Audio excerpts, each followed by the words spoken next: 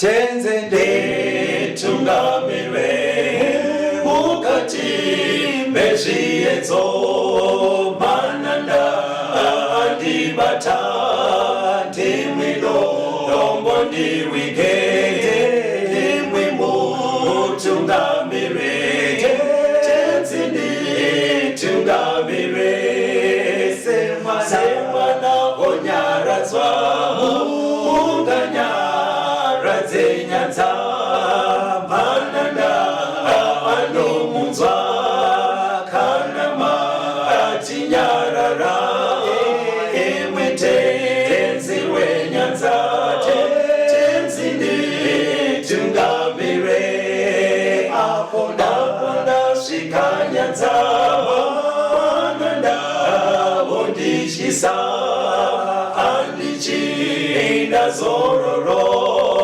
ndotsamira kune mwenga andinzwe imwi moti ndinokutungamira.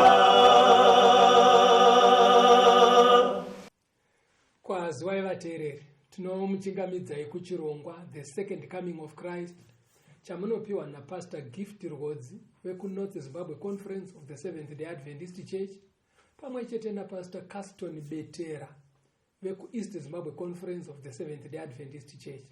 Mustudio nhasi tina Shailet Chakabve ndiye ari kutiisira musign language. Fundisi kwasai vateereri. Vateereri tinokuchingamidzai kuchirongwa. Tinoda kutenda. Hurukuro yedu musoro wenyaya wanhasi unoti hondo yaMagedon part 2. Thank you, Pastor. Yes. Yeah, makatisiya tine nhomba last week. Atipinde muchidzidzo. All right. Yes. Regai tibva tangopinda muhurukuro yedu nekuverengerwa zvakazarurwa 16 vhesi ya 13, 14 nevhesi 16. Zvakazarurwa chapter 16 verse 13. Ipapo ndakaona mweya yetsvina mitatu yakaita sematafi ichibva mumuromo weshato nemumuromo wechikara nomumuromo wemuprofita wenhema. Ndiyo mweya yakaipa inoita zviratidzo. Inoenda kumadzimambo enyika yose kuvakokera kukurwa pazuva iro guru raMwari wemasimba ose. Akavaunganidzira panzvimbo inonzi Hamagedhoni nechiHebheru. Now, tiri kutaurirwa nehondo yaMagedhoni. Now, pari kunzi mweya yetsvina mitatu ichaita kuti vanhu nendudzi, kureva kuti vanhu vese, Everyone. yes, Yes. vanoungana paAmagedhoni kunorwa naMwari. Right. Now, dai tangadzokera kumashure zvishoma, takanzwa muchikamu chakapfuura kuti hondo iyi icharwiwa after Christian Church yemadark ages yaita zironda rapora. Right? Ndo chekutanga. Tikanzwa zvakare kuti panenge pachirwiwa hondo iyi, America inenge ichigadzira mufananidzo the Christian Church iyo yemadark ages. Kureva kuti machechi emakristu anenge achiumba mubatanidzwa uchazoshanda kunobatana neAmerica mumazuva ekupedzisira pakumanikidza vanhu kanamatiro kasingadzidzisiwi neBhaibheri. Tikaona zvakare kuti hondo yaAmagedhoni icharwiwa kusvikira America yakumanikidza vanhu pasi rese kugashira mark the Christian Church yemumadark ages. Inonzi kuna zvakazarurwa 13 mark of the beast. Mark the Christian Church takaona mune dzimwe hurukuro dzakapfuura kuti pamutemo waMwari wavakashandura. Right. Nekuti mark kana kuti saini yaMwari isabata remusi wechinomwe wevhiki. Saka mark the Christian Church kuchengetwa kwemusi wesvondo sesabata. Kureva kuti kuchengetwa kwesabata risiri zuva remusi wechinomwe wevhiki. Saka ipapo musati maenda kure chidzidzo ichocho chakabatsira vanhu vakawanda mufundisi. Alright. Ndinoona pandinotaura nawo nenhare vakawanda vaifungira kuti mamaki zvematatu zviya izvi Alright. zvakadaro, but ndokubva wazoona kuti nyaya iri kutaurwa pandezvekunamata. Chakabatsira. Thank you for that. tinoda kutenda. Yes. Saka takaona zvakare kuti hondo yaArmageddon inorwiwa rutongo ruchiitika kudenga munzvimbo tsvene. Right? Tikaona kuti icharwiwa kusvikira Jesu abuda munzvimbo tsvene Achiti zvakwana akudzoka kuzotora vatendi kuenda navo kudenga. Hondo yaArmageddon ndo kaitikiro kanenge ichiita.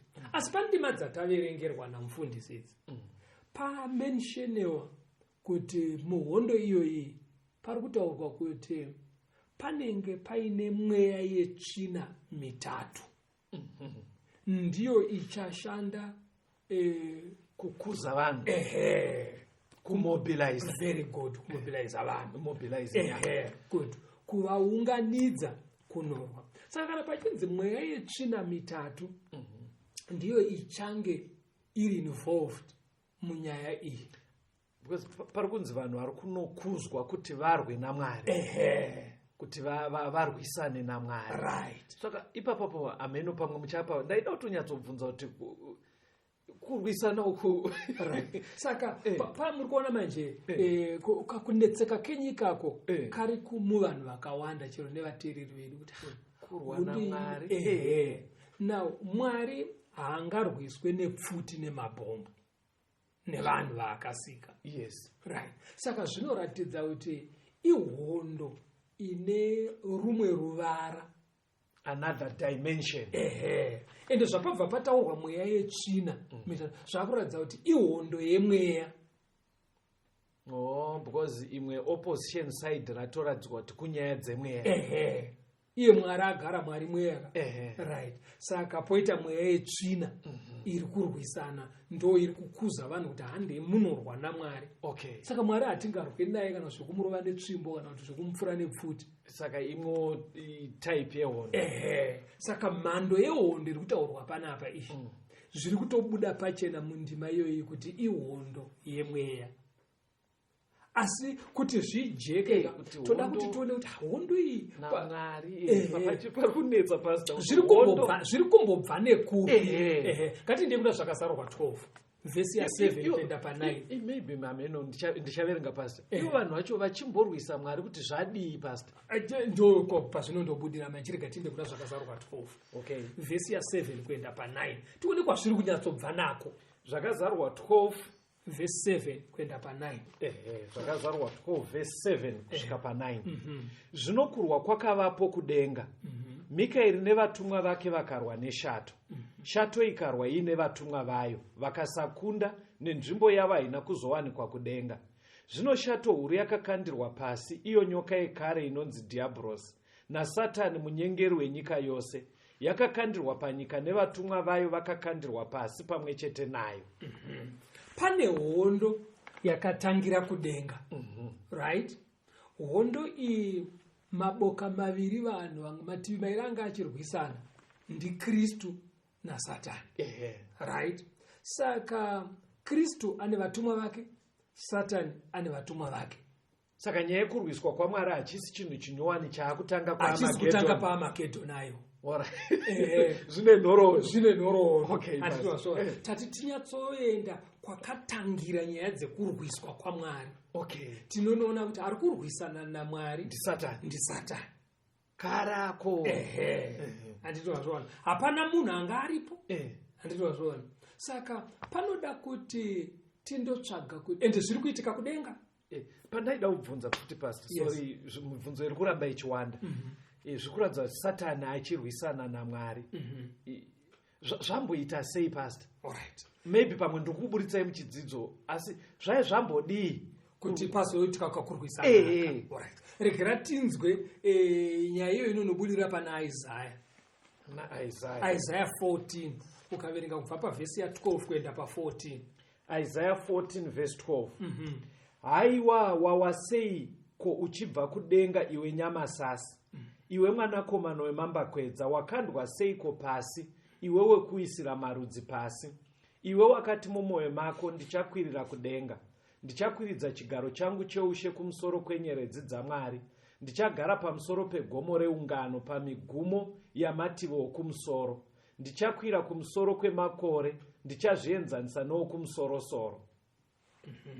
Panapa pari kubvunzwa sekabvunziro kawaita Castoni kuti wadonha seiko iwe nyamasasi?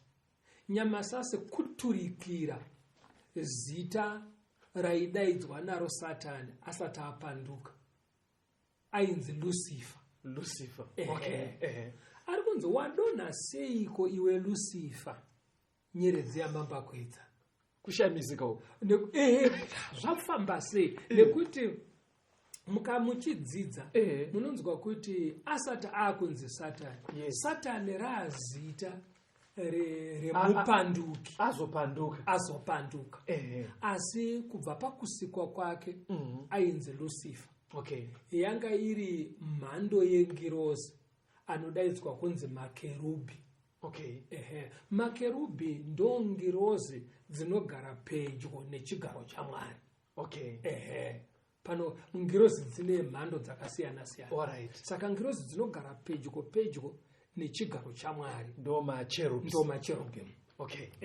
Saka Lucifer anga ari umwe wamakerubhi, padhuze naMwari.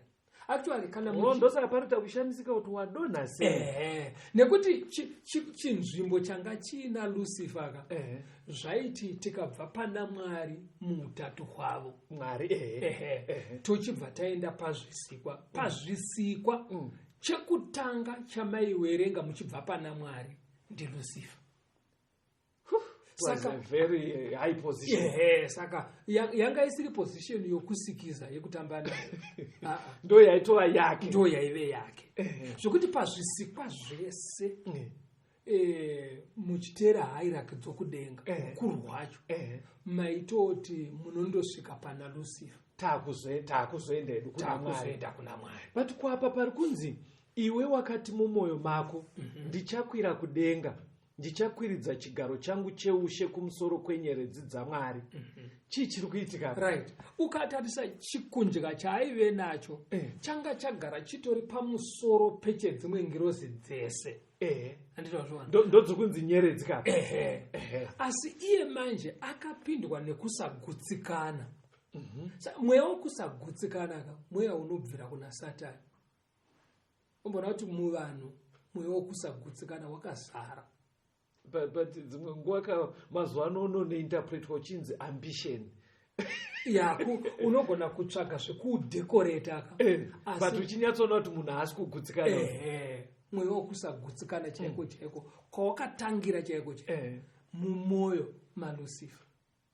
Apo wachigaro chiri pamusoro pengirozi dzese hana kugutsikana, anoda kukwirira kudzidarika, kwete kudzidarika pachikundya aiwa. Anobva ati ndoda kunoinzanisa chigaro changu nechaMwari. Hanzi ndichakwira kumusoro kwemakore, ndichazvienzanisa nokumusoro-soro. Right. Saka akuda kunoinzana naMwari, kwete pautsvene. Because Mwari anototi kuvanhu, fananai neni, ivai vatsvene sezvo ndiri mutsvene. Mwari anotoda tiinzane naye pautsvene. Saka uyo anga asiri kuda kunoinzana naMwari pautsvene aiwa nokururama. Aida kunoinzana naMwari pakunamatwa. Aiwa kapaiteka ipapo. Mwari handi Mwari akasika here. Iye chaive chisikwa ka. Handiti wapaona manje. Saka Mwari anonamatwa nda akasika. But iye aida kunamatwa kunyangwe asina kusika. Ndopakaita dambudziko ipapo. Saka ndo matangira akaita hondo iyi. Handiti wazvaona. Yaive hondo yekuda kunamatwa. Ndinarara ndaida kutaura harite pamhepo. Ndaida kutaive mambara. Mambara zveshuwa ipapo. Hauna kusika pasi. But uda kunamatwa. Ipapo unobvona kuti yeti pakunamatwa unonamatwa nechawakasika. Exactly. Nyaya yekunamata musiki nechisikwa chake. But iye aingoda bedzi kunamatwa. handiti wapabata. Now hativerengei kuna vaRoma 6 vhesi ya16 panyaya dzekunamatwa idzi. Pane katsananguriro kandinoda kari ipapo. Romans 6 verse 16. Right. Hamuzive here kuti uyo waunozvipa kwaari kuti muve varanda vake kumuteerera, kuti muri varanda vaiye wamunoteerera. Saka panapa pari kubudiswa pfungwa yekuti kunamata, kuteerera. Nemamwe manzwi tingati wawateerera ndiye wauri kunamata, kana kuti obey, kana kuti ateererwa ndiye ari kunamatwa. Tutaura panyaya dzekunamata. Akuti ukatuma mwana kuti toa kunamata. Saka tiri kuti panyaya dzekunamata ateererwa ndiye anamatwa. Saka pahondo yaAmagedhoni vari kurwa ndiJesu naSatani. Chavari kurwira kuda kuteererwa, kunamatwa. Saka nyaya iri pamirayiro. Wawateerera ndiye wawanamata. Saka pakati paKristu naSatani ane mirayiro yachengetwa ndiye anamatwa. Saka hondo yaAmagedhoni kurwira, ndosaka zviri kunzi vanhu vaende kunorwa naMwari. Saka mazo pachidzidzo chakapfuura chiya, saka pakabuda vateereri nyaya yakatarwa namufundisi yekuti everyone is a participant in this battle. Right. Munhu wese atorimo muhondo iyoyi. Nekuti pavaviri ava vanoti Kristu naSatani, wawateerera ndiye wauri kunamata. Ndosaka zviri kunzi vanhu vari kumo kunamata haizosare ingori nyaya yekuti uri kudeedza zita rekuti kuti unogona kudeedza rekuti Jesu asi usingateerere. Ndio inonzi naJames chapter 2 yaJames na verse 19. Inga kana madhimoni wana anotosiya. Anozviziva. Anotita achidedera. Kuti kana asumuka pakudedera ipapo haateereri. Saka unogona kudeedza kuti Jesu wasumuka ipapo urega kumuteerera utori pahondo yaAmagedhoni. All right, apa kundichekera. So this is a spiritual warfare. Very good. About obedience. Saka pairi kunzi inonorwirwa kuAmagedhoni pagomo reMegidho. Zviri kunzi tarisai zvakaitika paMount Carmel. Right. Andito pabata. Rega timbonzwa kamboka tigoya tosusukidza. But it's a spiritual warfare. Iri kunobuda pari pana Mwari naSatani. These are the main contending parties. Ndo vari kurwa vacho. Ndo vari kurwa. Aiwa, hapa kajeka. Vateereri rambai muri pachirongwa timbonzwa kambo. Right.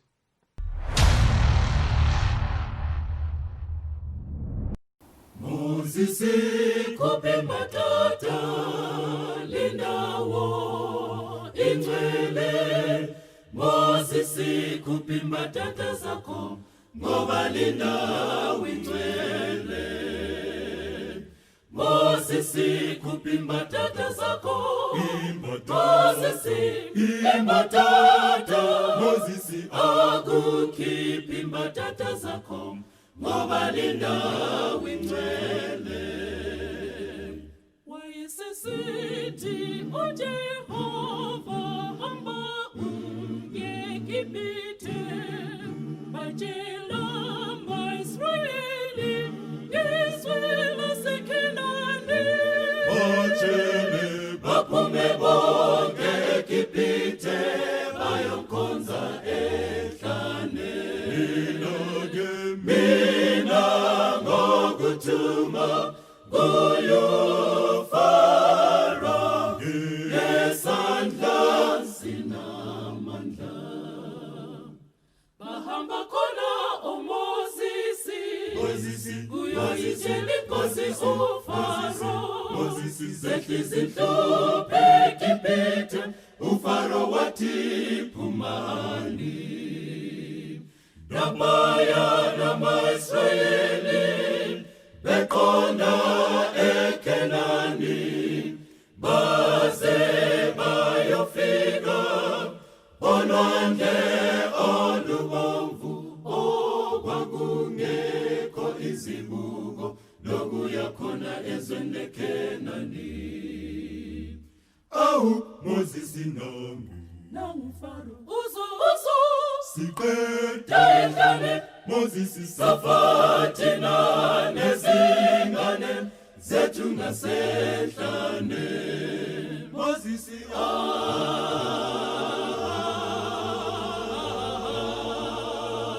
Moses sizothini namhlanje wasesithi uJehova Moses induku yakho awela Israyeli awela maGibhithe atapha Israyeli ashona maGibhithe Dumisani nonke usomandla wasikhipha eGibhithe sesisindile ngasolwandle sesiyongena ezweni leKhenani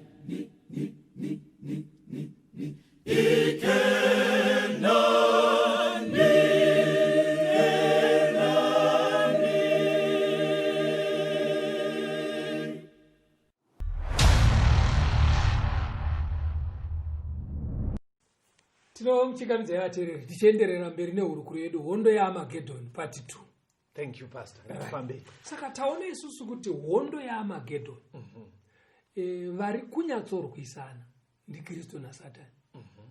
Asi kudivira Satani kwanzi kune mweya yetsvina iri kuunganidza vanhu. Ende taona kuti nyaya iri kurwiwa panhau dzekunamata. Right? Saka chiri kurwirwa kuda kunamatwa. Andini mapaona right. Rega tiende mberi ende maybe rega titange taverenga urabvunza. Hausi mubvunzo Taura kungoti Pastor dai muchitanga mambondudza zvatichakava. Samuchiona mibvunzo inozowanda. Aiwa kubvunza kunozowa. Pamwe ndine chibvunza zvamuchakava. Kubvunza imozo rega. Ndaida kubvunza kuti mweya yetsvina mitatu zvairi kuunganidza zviri pachena kuti ndokudii kwaSatani. Ndo handiti Satani naMwari ndo vari kurwa, that's right. But Satani kurutivi kwake vanhu vari kutounganidzwa. Saka kurutivi kwaMwari hapana chiri kuitwa here? Kurutivi kwaMwari kune chiri kuitwa. Wakamboverenga vhesi iri wandofunga wakangamwa ridzokorore zvakazarurwa 18. Zvakazarurwa 18. Kubva pavhesi 1 kuenda pa4. Wakambobvunza mubvunzo iwoyo ndingoida kunyozoti zvakazarurwa 18 verse 1 asi Satani ega ari kuunganidza. Alright. Shure kwaizvozvo ndakaona mumwe mutumwa achiburuka kudenga ane simba guru. Nyika ikavhenekerwa nekubwinya kwake. Akadanidzira nenzwi guru achiti, rawa rawa Bhabhironi guta guru, yava nzvimbo munogara mweya yakaipa, nenhare yemweya yose yetsvina, nenhare yeshiri dzose dzine tsvina dzinovengwa, nokuti marudzi ose akawa newaini yekutsamwa kwoupombwe hwaro, namadzimambo enyika akaita upombwe naro, nevatengesi venyika vakapfuma nesimba rekuzvirasha kwaro. Zvino ndakanzwa rimwe izwi rinobva kudenga richiti, budai mariri vanhu vangu, kuti murege kuwadzana naro pazvivi zvaro, mugorega kupiwa madambudziko aro. Saka Satani nemweya yakaipa pavanenge vachikuza vanhu kuenda kunorwisana naMwari. Mwariwo navatumwa vake vanenge vachibatsirawo kuparidzwa kweevhangeri, kunyevera vanhu. Vanhu hanzi vari kunzi vabude muBhabhironi. Pari kutoita kunge kudeedzera kunzi budai vanhu vangu. Saka vari kunzi vabude muBhabhironi. Bhabhironi ivara rinoreva nyongano. Unoti confusion. Saka vanhu vari kunzi vabude muconfusion munyaya dzekunamata. Ndofunga unobvumirana neni Caston kuti panyaya dzekunamata ndo imwe area yakawanda confusion kudarika dzimwe dzese. Now ukaenda pona Daniel chapter 5. Maybe musati maenda kudaro ndaida kungotsimbidzira kuvateereri kuti pandaverenga manzwere vateereri Bhaibheri riri kutoita kunge riri kudeedzera kwamuri kuti budai muconfusion panyaya dzekunamata. Saka ndiri kungotsimbidzira vateereri budai panyaya dzekunamata, endai pachinamato chinorayirwa neshoko raMwari. Budai muconfusion dzese idzi. Taurei nemhaka yeidati kunamata ndo nzvimbo yaunoona confusion kudarika zvimwe zvese. Sekudayo vanhu vanoshandisa Bhaibheri rimwe chete iyo machechesi aunoona akati swarara munyika kune vanotoriramba asi tovaisa vamwe vanoriramba asi vanotaura zviri mariri. Okay, it's okay. Anditozvona now ukaona pakubhabhatidza chete vanhu zvakasiyana bhaibheri nderimwe chete. Ayo, but sorry musati maenda kure. Ndiri kufungira kwamuda kuenda haisi here nyaya yekuti riri one vanhu vanenge vasati vangodzidza bedzi area iyoyo. Because like pamataura pebaptism pari clear munhu anobhabhatidzwa mumvura anonyikwa miri wese kamwe chete haunyikwe ka7 kana ka3. Saka ndoziva kuti pane kakubhabhatidza kakasiyana kariko ndoda kukatai musati maenda in case ndokwamudaenda. Inini I think inyaya bedzi yekuti munhu anenge atanga nyaya yechinamato but usati wadzidza that topic. But ukataura saka kunotori nevarume vakuru vatori nemakore nevafundisi vakatoenda kuzvikoro kunodzidzira kududzira bhaibheri. Asi kana vaakubhabhatidza havabhabhatidzi sezviri kutsanangurwa nebhaibheri zvekunyudza kawani mumvura. Zvakasiyana siyana. Ukaona mumachechi bhaibheri nderimwe chete, Jesu ndeumwe chete, kudenga ndekumwe chete, asi masabata akasiyana. Bhaibheri nderimwe chete, vafundisi vachidzidzisa vanhu vari kunzi vari kuenda kudenga rimwe chete. Vamwe vanenge vachidzidziswa zvinotaurwa nebhaibheri kuti aiwa pakudya pane zvisingadyiwe nevanonamata. Vamwe vanongoti chamuka inama chero chadaira sauti. Saka mukunamata mune confusion yakawandisa. Saka Mwari manje ndo paari kuti budai muconfusion iyoyo. Now confusion saka pastor sorry ndikuda kufunga pari kunzi vanhu vabuda apa kurati kunozonyatsoita nzira one inodiwa naMwari inoendesa kudenga.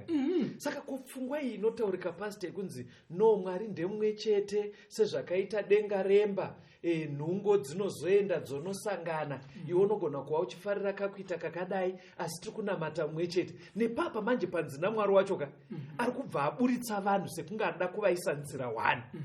Panoifamba sei? Right. Inda pana Daniel unzwe chapter 5 verse ya 3 na 4. Daniel chapter 5 verse ya 3 na 4. 3 na 4. Ipapo vakauya nemidziyo yendarama yakanga yabviswa patemberi yeimba yaMwari yaive paJerusarema. Iye mambo nemadzisha ake nevakadzi vake navarongo vake vakanwa nayo. Vakanwa waini vakarumbidza vaMwari vendarama nevesivheri nendarira nedare nematanda nemabwe. Verse yasvika pa4. Saka izvi zvakaitika musi wekupedzisira weushe hweBhabhironi. Yes. Pakaita mutambo wekunamata. Hanzi vainamata vaMwari vesirivha, vematanda nevemabwe. Zvidhorika izvi.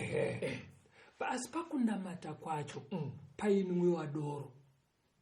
Hanzi vainwa doro. Ndobva vatora midziyo yakabva kuJerusarema.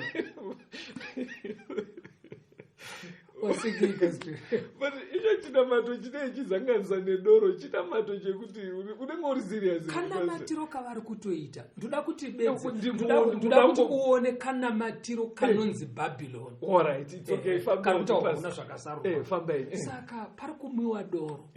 Pari kunamatwa vaMwari vakasiyana siyana. Ndobva pachitorwa midziyo yaishandiswa kunamata Mwari wekudenga yekutemberi yaMwari. Ndobva yaiswa doro imomo. But yeve midziyo mitsveneka. Saka uri kuona kuti pazanganiswa zvinoshandiswa pakunamata Mwari wekudenga nezvinonyangadza zvinoshandiswa pakunamata vaMwari vepanyika pano. Saka ndo chinamato chemuBhabhironi chinosanganisa chokwadi nenhema. Muri kududzira panzi budai muBhabhironi. Ndaimanduza kwezvo zvandijekera manje kuti saka Bhabhironi iri kurehwa hachisi chinamato chekuti unganyatsopoinda kuti icho but pese pari kuzangana nhema nechokwadi zvichikuzana zvakadaro chimiro ichocho hachidiwe naMwari. Zvekuti panogona kutombowanikwa zvinenge zvitsvene asi zvakazangana nenhema zvekuti chero pakadedzwa kunzi Kristu asi zviri kuitwapo zvisingafadze Kristu kanamatiro ikako ndo kanonzi Bhabhironi. Saka Mwari manje anotumira dzidziso dzechokwadi kuti munhu ajekerwa unoti kadyiro kandiri kuita panapa akadiwe naJesu. Saka muri kuti imimi mweya yetsvina iyi pairi kuunganidza vanhu iri kuvaunganidzira munyongano iyi, Right. ichiziva kuti munyongano iyi taakuteerera Satani. Mwariwo ari kudeedzera kuti budai munyongano iyi, Right. mukaramba murimo matora saidhi reAmagedhoni kuri kusaidhi kwaSatani. Right. Asi mukabuda maakupatisipeta muri kurutivi rwaMwari. Very good. Thank you. Ndadzoka manjasa. Saka zvakazarurwa 16 vhesi ya 13 na 14. Unogona kuidzokorora iyoyo. Zvakazarurwa 16 vhesi ya 13 na 14 iri kutiyo, ipapo ndakaona mweya yetsvina mitatu yakaita sematafi ichibva mumuromo weshato nemumuromo wechikara nemumuromo womuprofita wenhema, nekuti ndiyo mweya yakaipa inoita zviratidzo. Inoenda kumadzimambo enyika yose kuvakokera kukurwa pazuva iro guru raMwari wamasimba ose. Right. Saka panapa pari kunzi sezvakaitika paMount Carmel. Yes. naEria musuwe achimirisana nevaprofita vaBhaari. Right. Ndo zvichadzokororeka mumazuva ekupedzisira. Confrontation iyo. Mweya yakaipa inokuza vanhu kunonamata kanamatiro kasingadikwi naMwari. Nditwa pabata. Mwariwo anenge achitumira shoko rake kuti rinodaidza vanhu vabve munyongano iyoyo, vabve mukanamatiro kanomusotesa. Satani achidaidza vanhu kuti uyai munamate zvinosota Mwari, Mwari achidaidza vanhu kuti uyai munamate mumweya nemuchokwadi. Saka vateereri, munhu wese tiri maparticipants padhis hondo yeAmagedhon. Right. Yes. Saka panzi pachashanda mweya yetsvina mitatu, yanzi imwe ichabuda mumuromo meshato, mumuromo mechikara nemumuromo memuprofita wenhema. Ndokwandaida kutokubvunza maybe fambai. Tirega tinzwe kuti kana uchinzi wakabva mumuromo mechikara zvinorevei. Yes. Zvakazarurwa 13 vhesi ya 18. Zvakazarurwa 13 vhesi 18 ndipo pane kuchenjera. Anoziva ngaaverenge chiverengo chechikara, nekuti chiverengo ndechemunhu. Chiverengo chacho ndima666 which is 666. Right. Yes. Saka pari kunzi kana pachitaurwa nyaya dzechikara haisi mhuka yemusango, pari kutaurwa munhu anotori nenhamba. Okay. Anditwa zvona. Saka munhu uyu manje toda kuti tinotsvaga kuti munhu uyu anowanikwa kupi uyu. Kuna vaTesaronika vechipiri 2 vhesi ya 3 na 4. 2 Thessalonians 2 verse 3 na 4. Ngakurege kuva nemunhu anokunyengerai nemutoo upi neupi, nekuti harisvike kana kutsauka kusati kwatanga kuuya, nemunhu wezvivi, mwanakomana wokurashika asati amboonekwa. Iye unorwa achizvikudza pamusoro pezvese zvinonzi Mwari, kana zvinonamatwa, nekudaro kuti anogara mutemberi yaMwari achizviita Mwari. Hanzi naPaul achinyorera vaTesaronika, zuva rekuuya kwaJesu harisvike kana kutsauka kusati kwatanga kuonekwa. Right. In other words, kutsauka apostasy. Okay. Kubva pakunamata kwechokwadi ndo kunofanira kutanga kwaonekwa Jesu ozouya. Vanhu vopinda muconfusion. Saka Paul ari kutotsigirawo kuti confusion munyaya dzekunamata inototanga yaonekwa. Okay. Asi confusion yacho manje hanzi inotungamirirwa nemunhu. Munhu ari kunzi mwanakomana wokurasika. Munhu uyu haisi n'anga asi muroyi. Because apa ari kunzika hanzi anogara mutemberi. Kunzi anogara mutemberi ka. Ndabva ndayoka chimwe chidzidzo chatakaita. Anditika. Chekugara mutemberi, taureni. Right. Kunzi anogara mutemberi zvati munhu uyu arimo munyaya dzekunamata. Haasi kutsvagwa kubira. Aiyo. Haasi muterrorist. Haasi muterrorist. Ari kunyaya dzekunamata. Saka munhu uyu achakuza vanhu pahondo yaAmagedhoni haasi muterrorist. Aiyo. Munhu anenge atori munyaya dzekunamata. But hanzi achirwisa Mwari, achishora Mwari. Iye ari munyaya dzekunamata. Okay. Ndo babataka. Munhu iyu takambodzidza nezvazvo kuna Daniel. Enda kuna Daniel 7 vhesi ya 25. anotaura mashoko okumhuro okumusoro-soro, uchaparadza vatsvene, uye uchatsvaka mano okushandura nguva nemirayiro. Saka munhu apa takanodzidza tikaratidzwa kuti ndo zvakaitwa neThe Christian Church munguva yeMadark Ages. Payanga yane headquarters kuRome. Yes. Yakachinja mutemo waMwari kubva pamurayiro wokuchengeta sabata remusi wechinomwe wevhiki kuenda pakuchengeta musi weSondo. Chimwe chayakaita The Christian Church yakatambudza maKristu ainamata sekunzwisisa kwavanoita Bhaibheri. Zvikanzi vanomura futi Mwari. Handiti wazviona ndoku zvakaitwa neThe Christian Church zvekubvisa Jesu pachinzvimbo chake, vanhu vachinzi vaende kunoreurura kumunhu. Handiti wazviona ka nyaya imwe cheteyo takaona zvakare ndo nyaya iri kutaurwa yemunhu anogara mutemberi. Inobuda zvakare kuna zvakazarurwa 13 pavhesi ya2 na4. Zvakazarurwa 13 verse 2. Right. Chikara ichi chandakaona chakanga chakaita sengwe, netsoka dzacho sedzebere, nemuromo wacho semuromo weshumba. Shato ikachipa simba rayo nechigaro chayo cheushe nemasimba makuru. Vakanamata shato nekuti yakapa chikara masimba. Vakanamata chikara vachiti, ndianiko wakafanana nechikara? Ndianiko unogona kurwa nacho? Saka munhu uyu ari kunzi chikara, nechikara zvanzi munhu. Asi anzi munhu uyu pakugara kwaanenge achiita mutemberi, kureva kuti munyaya dzekunamata anopiwa simba naSatani. Ativazva zvekuti agenda dzaanenge achimhanya ndedzasatani. Arikuita basa raSatani. Osaka The Christian Church mazuva yane headquarters kuRome payaipersecuta vanhu yenge iri agenda yaSatani. Yaitaita basa raSatani ipapo. Saka pari kuratidzwa iri major participant pathis war pahondo yaArmageddon. Pahondo yaArmageddon ka imwe main player ndiyoyi. The Christian Church inenge ichishanda kukuza vanhu kunosotesa Mwari. Vanomusotesa sei? Nemanamatiro.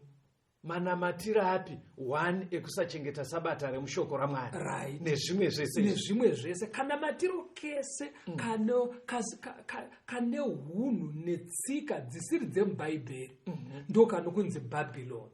Saka manje apa pabva pabate here vari ku ndoti chine shona mufundisi. Apabva pabate here ruzhinji rwedu tiri mumachechi. Nekuti nyaya iyi kai inyaya yekunamata. Hondo yaArmageddon vaona andiri kuita ka panzimwe yamitatu yetsvina. Uyu uri kubuda muromo wechikara kauyu uri kuita kunge wabva wabata machechi ese akasendama padzidziso idzi dziri kubva paChristian Church. Right. Mira unzwe muchikamu chiri kuteera patiri kuno, asi chiri kuda kuti chinzwisisikwe nevateereri ndechekuti hondo yaArmageddon inyaya yekunamata. It's about worship. Wateerera ndiye wauri kunamata. Saka The Christian Church ichaunza dzidziso dzayo. Potoita vamwe vanhu vanodzigamuchira vodziteerera vachitoti tiri kunamata Mwari asi vari kutosotesa Mwari, vari kutorwa naMwari. So in other words, hondo yaArmageddon vateereri ihondo ine chekuita nekunamata. Munhu wese anenge ari participant. But imwe major player yabuda muchikamu chino iri kunzi mweya yetsvina ichaunganidza vanhu. Iri kunobuda iri fanika zvaive Christian Church muMadark Ages payaivhiringa mitemo yaMwari nezvese dzidziso dzisingawanikwe mushoko raMwari. Saka saidi iroro rikawanikwa isusu sezvo tiri maparticipants takasendama kudzidzisa isiri mushoko raMwari, though ichiita kunge iri kuitwa champion nechimiro chaive neChristian Church muMadark Ages, tiri kutoratidza kuti divi ratiri kuenda harina kumira zvakanaka. Pastor, muchikamu chapfuura panga pachinzi mweya yetsvina mitatu iri kuinfluensa kumobiliza vanhu. Pajeka panzi unobuda muromo wechikara. Paratidza Christian Church iri a participant ichaita kuti vanhu vaunganidzirwe kurong side. Tauda chibatsirei pamwe pacho because yanzi 3 mweya yetsvina. Right. Umwe mweya wanzi wakabuda mumuromo womuprofita wenhema. Right. Saka muprofita kana tichidzidza mukati meshoko munhu anosvitsa kuvanhu zvabva kuna Mwari. Yes. But kana akunzi muprofita wenhema anenge amunhu akaita sei? Pane minongedzo yakati kuti ichabuda muhurukuro inei, characteristics. Yes. Inokubatsira kuti uzive kuti munhu wandigere naye muno mumba muprofita wenhema. Zvofanira kuti zvijeke kana kuti ari kumaraini kwedu uya muprofita wenhema. Zvofanira kujeka zvichibva mubhaibheri. Rega tione munongedzo wekutanga. Mika 3 vhesi ya11. Vakuru varo vanotamba mhaka kuti vapiwe zvipo. Vaprofita varo vanodzidzisa kuti vapiwe mubayiro. Vaprofita varo vanovuka kuti vapiwe mari. Kunyange zvakadaro vanosendamira kuna Jehovha vachiti, ko Jehovha haasi pakati pedu here? Hatingawirwe nezvakaipa. Chimwe chinhu chikuru chinowanikwa muvaprofita venhema kushandira kuunganidza pfuma yepano pasi, kutsvaga mari. Kana vachiita mabasa avo nekuprofita kwavo, chavakanyanya kunanga kuti panobuda here pfuma, kuti kumba kuite chingwa. But area iyoyo yakavhadi fanika pandotarisa munyika yedu kana kwamuri vateereri. Muchaona kuti nyaya yevaprofita venhema vaya vanoda kuita mari nevanhu, zvinhu zvazvishoma. Vanhu havachangokaruka varohwa mari pasta, zvekuti mari inongokaruka yaenda. Vanhu vati ngwarei paarea iyoyo.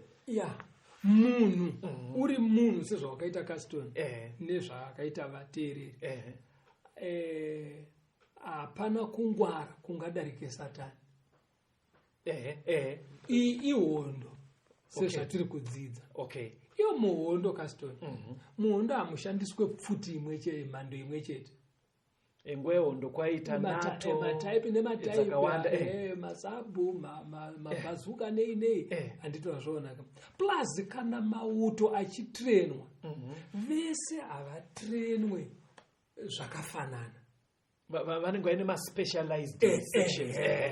Vamwe nevamwe vanodzidziswa karwiro kakasiyana, asi vese vachirwa zvimwe chete. Saka iwo wati vanhu vemazuva ano vangwara, but ukatarisa variko vachiri kuenda kunounganira maprofita enhema.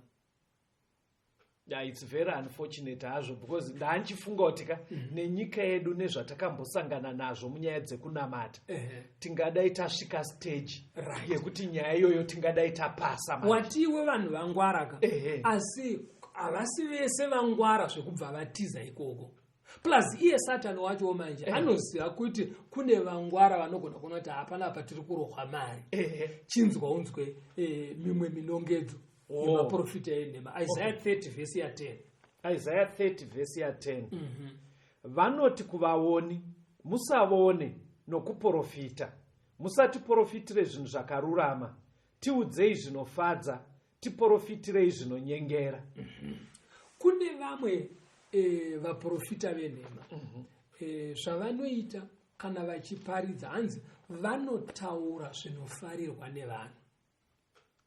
Vanhu kana vaiti ndauda zvekunamata ini, saka yanazona kuti iyi ndo project yangu, saka handifanire kuvabhohwa, ozi ndikavabhohwa vanotiza. Saka anotsvaga zvavanofarira kunzwa, zvekuti anopedzisa kuita kunge mucelebrity. Saka vanhu vanoendera ikoko kuti at least uko hautsiurwe. You come out of the church feeling better. Wakasungunuka asi wapuruzirwa uri padivi. Unongosiwa wakadaro but watekenyedzwa. Saka iye chaari kuda vanhu. Saka kuti vanhu project isafe. Saka kuti vanhu kuti vaungane kunoka fanira kutsvaga zvinovanakidza. Saka vanongoudzwa zvavanofarira. Kuti iye project yake isadhirike. Ende iye kana akavatarisa vakaungana, anenge aito ndo kumunda kwangu, ndo project yangu. Saka anotsvaga zvavanofarira, ovaudza izvozvo, iye kuti aramba achimora, achidya. Hande pane chimwe, Deuteronomy 18 verse 22. Deuteronomy 18 verse 22. Kana muprofita achinge ataura muzita raJehovha, chinhu icho chikasaitika, chikasavapo, ndicho chinhu chisina kutaurwa naJehovha. muprofita wakataura achizvikudza hamufanire kumutya. Right. Chimwe chinoratidza kuti uyu muprofita haazi waMwari uyu. Zvaanenge ataura zvacho achiti ndaratidzwa kuchaitika chakati hazviitike. Mubva maziva kuti ashashai itimu revaprofita venhema. Iro bhora kusatoitika chaiko. Bhora haritambwe nemunhu wanika. Vanenge vachikavirana vakawanda maplayers akawanda. Saka mutimu iro riri riri kunzi muprofita wenhema kune vamwe vekuti anenge achingoti sika nekungotsvaga pfuma zvinotooneka. Unotomboona vamwe ita anongoti sika nekufadza vanhu achingova motivate achivapuruzira achidaro. Kozoitawo vamwe wekuti anotoprofita kuchaitika chakati asi hachiitike.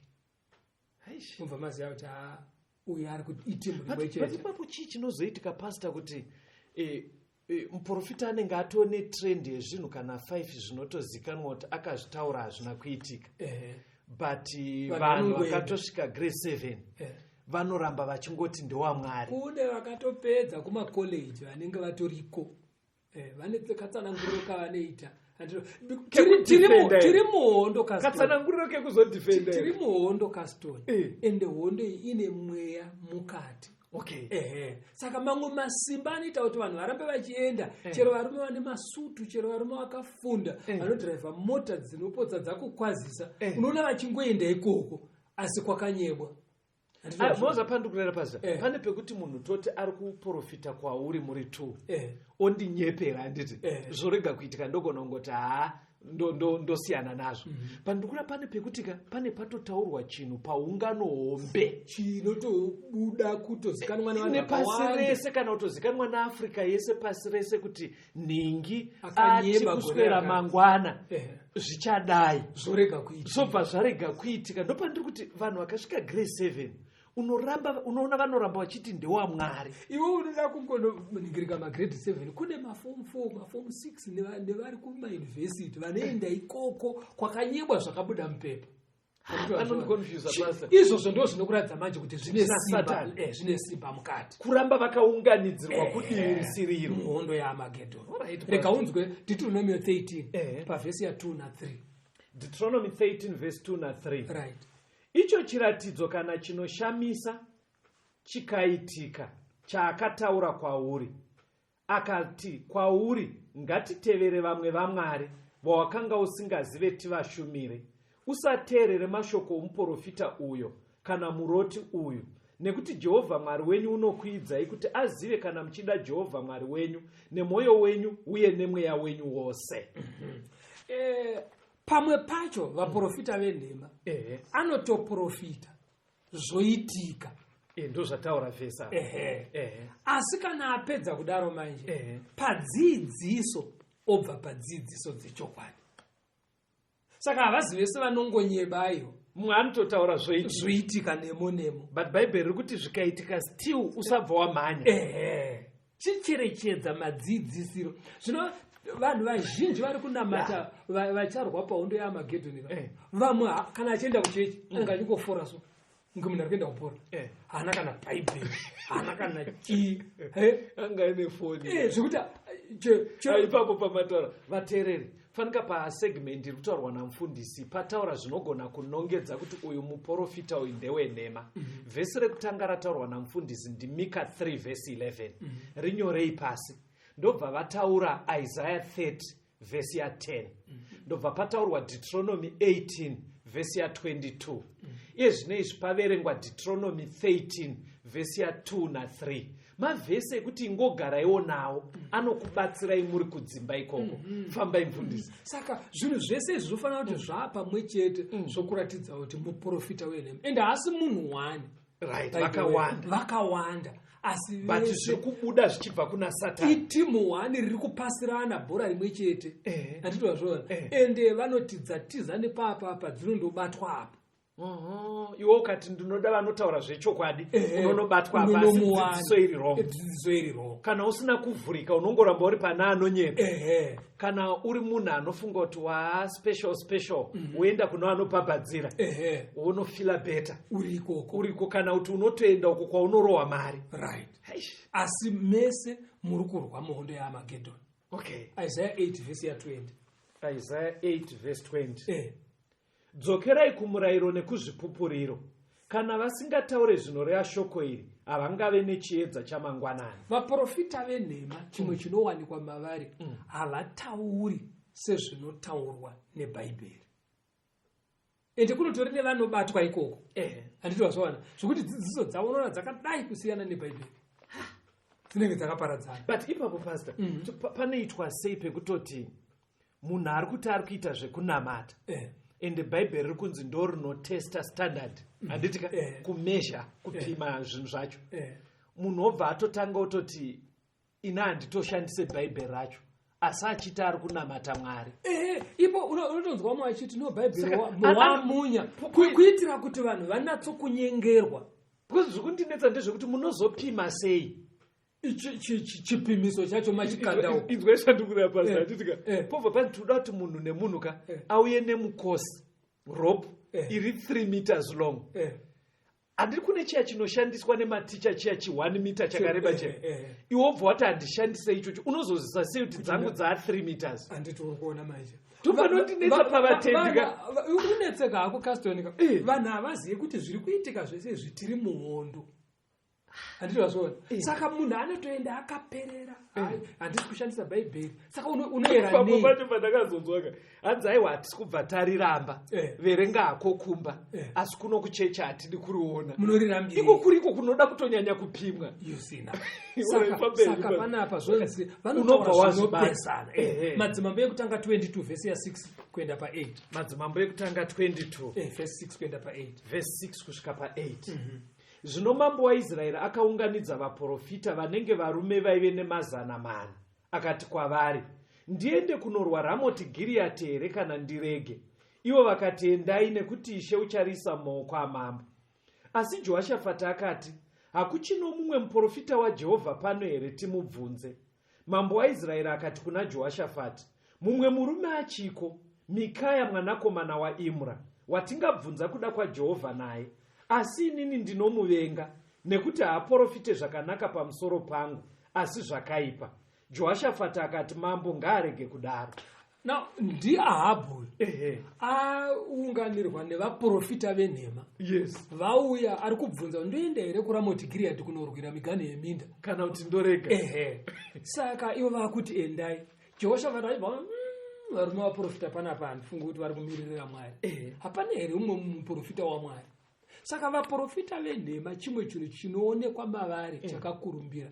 Vanoshandira vanhu vasinei naMwari.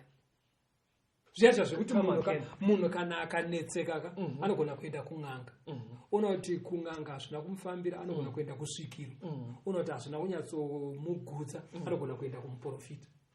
Saka vanhu vanenge vatori palist remunhu. Munhu uyu haanei naMwari. Chaari kungonoda kushandirwa chete. Saka zvekuti anenge achitouya kuri kuuya kucheche here kana kuti kungoskodhila nekanika kushandirwa kadambudziko kake zvatopera kana ikangokapera zvapera. Vamwe anoto saka uyu munhu uyu muprofita wenhema anoita welcome vese vasingadi Mwari nevanoda Mwari because chake kana wangosiya zvaari kutsvaga zvatoita kwaari. Even uri kumbobva un'anga haanei nazvo. Saka ndo chimwe chinowanikwa futi muvaprofita venhema. It's okay. Right. Chimwe futi Mateo 7 verse 15 kuenda pa20. Chenjerai vaprofita venhema, vanouya kwamuri vane nguo dzemakwai, asi mukati ari mapera anoparadza. Muchavaziva nezvibereko zvavo. Mazambiringa anombotanhwa paminzwa here, kana maonde parukato. Saizvozvo muti mumwe nemumwe wakanaka unobereka zvibereko zvakanaka. Asi wakaipa unobereka zvibereko zvakaipa. Muti wakanaka ungabereke zvibereko zvakaipa. Nokuti wakaipa ungabereke nomuti wakaipa ungabereke zvibereko zvakanaka. Muti mumwe nemumwe usingabereke zvibereko zvakanaka unotemwa ukakandirwa mumoto. Saka muchavaziva nezvibereko zvavo. Saka parikunzi naJesu vaprofita venhema vanoonekwa nemabasa avo. Mabasa avo. trade profession aiwa mabasa amurikuyaga muri kuita kunge zvinonzi vese pamwe vanenge vari maticha kana madokta vateereri vatonzwa kuti vanoonekwa nemabasa avo. Unoziva kuti munhu ari kurwara ari kunzi ari kunetswa nemweya yetsvina otozoendwa naye kumuprofita, mwana uya ozobatwa ane pamuviri ashandirwa nemuprofita. Andivazvaona urwere nekurara munhu aenda ari kurwara oenda kumuprofita aendeswa mwana ari kurwara uya onzi ari kubatsirwa ikoko ari kubatsirwa ozoonekwa ane pamuviri. Ndozviri kunzi munovaona nemabasa avo unongobvunzurika vateereri vanenge vatonzwa saka mamazeza kuti tizvitaure. Aiwa saka minongedzo yese ndo iri kuburitsa vaprofita venhema. Now vaprofita ari kunzi muprofita wenhema uyu ukavacherechedza vane karorero kavo, kadyiro kavo, kabhabhatidziro kavo, sabata ravanochengeta nezvimwe zvakasiyana siyana. Ese hapana chinotsigirwa nebhaibheri. Saka kanamatiro ikako kunamata zvinorwisana naMwari ndo ari kunzi muprofita wenhema.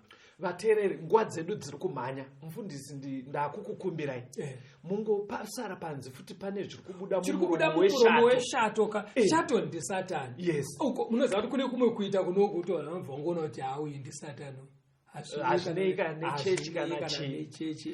Saka ndo anoshumirwa kumidzimu, kun'anga neumwe unhu hwese hwakaora masvikirootoona kuti ishato. Saka in other words muri kuti pahondo iyi kusaidhi kwasatani ari kunobata vanhu kana kuvamobiliza ari kuThe Christian Church muchimiro chiya chemadhark ages onobata vanhu kutimu rese resamari revaprofita venhema iyi onobata vanhu kutimu risiri tori rekuchechi midzimu nezvakadaro. Saka satani anenge anyatsoziva ndikakushaya kun'anga ndikakushaya kumidzimu ndogona kukwana kumachechi but kusingateedzerwe zvemubhaibheri ndikakupotsa ikoko tonosangana kuvaprofita. Unoziva haisi chechi yedu inobvumira chechi ndirikuona nguva dzedu dzafamba. Vateereri, toda kutenda Armageddon part 2 hondo yeArmageddon. Maonero andaita hangu nyaya iyi haina kunyatsopera because pamapedzera muri pastor zvaramba zviita kunge mune appetite yekutaura kuteerera kwevanhu vachiteerera mitemo yaMwari muchidaro zvekuti dai zvirongwa zvinoteera tikagona kuti pajeke ipapo pamanga muchitsanangura kudaro nekuti ihondo ine chekuita nemirayiro yaMwari. Regai tigoisusukudza kubva ipapo muchikamu chinoteera. Vane mibvunzo vateereri, munogona kutsvaga vanhu vanopinda sangano remaSeventh Day Adventist kwamunogara ikoko. Munogona kuenda nemibvunzo yenyu, vanogona kukubatsirai. Kuri kwekuti hazvina kukwanisika, mufundisi iko zvino vachadeedzera phone number dzamunogona kushandisa pama-SMS, pama-WhatsApp kana kufona kuti mugone kubatsirwa. Zvimwe zvidzidzo zvatiri kuita vateereri zvinenge zvichisusukidza pane zvimwe zvidzidzo zvakaitwa kumashure. Saka shandisai nhare dzamuchapiwa namufundisi kuti mugone kuunganidza zvidzidzo izvi zvizare kuitira kuti nyaya yacho mugone kunyatsoiteedza. Asi zvimwe zvidzidzo zvacho munogona kuzviwana paYouTube mukasecha kuti Pastor Rodzi, Pastor Betera. Zvidzidzo izvozvo zvakauploadwa zvinenge zviripo. Mufundisi udzai vateereri vedu mafone numbers. 0775 460 175 0775 460 175 kana kuti 0716 452 086 0716 452 086. Mwari ave nemi. Tisangane muchikamu chinoteera. Tenzende tungamirwe mukati mezviedzo mananda andibata ndimwino dombo ndirwike ndimwimo tungamirwe tenzende tungamirwe semwana onyaradzwa munganya radzenyanza